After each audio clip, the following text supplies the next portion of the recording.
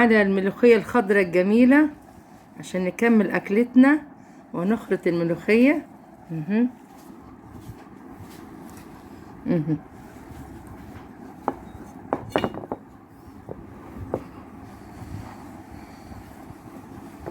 غسلنا الملوخية، نشفناها كده على صينية أو على فوط المطبخ، وهنخلط الملوخية.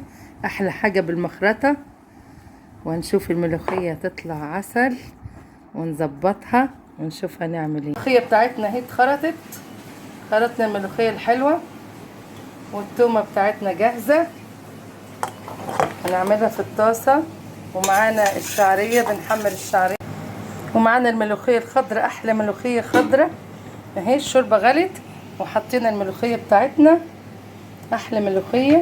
وادي الطشة، احلى طشة تحمر، ونزلنا بالكزبرة الناشفة، احلى طشة.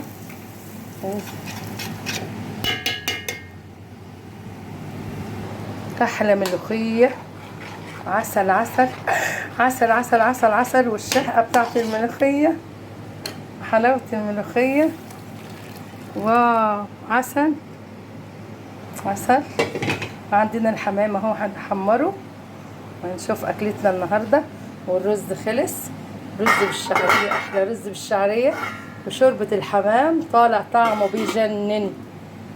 وبالهنا والشفا. بنحمر الحمام بتاعنا، بصوا شوفوا اهي الرقبة مفيش حاجة فكت ولا فلتت اهي زي الفل، والحشوة بتاعتها زي الفل، مفيش حاجة فكت ولا ربطناها بخيط ولا بأي حاجة. حشيناها من فوق زي ما عملنا هنا، حشينا الحمامة وحطينا القنصة والكبدة، وطالع زي الفل زي العسل.